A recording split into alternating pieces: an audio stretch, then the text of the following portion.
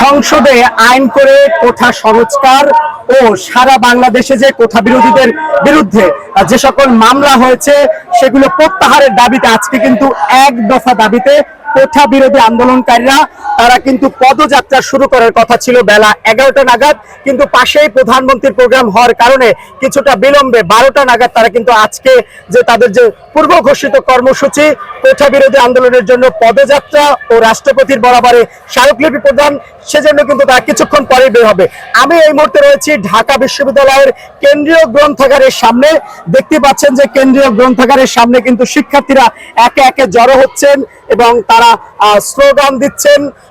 আমরা চেষ্টা করব এখানে যারা সমন্বয়ক রয়েছেন কোঠা বিরোধী আন্দোলনের তাদের সঙ্গে কথা বলার এবং আজকের পদযাত্রা সম্পর্কে আপনাদেরকে জানাতে।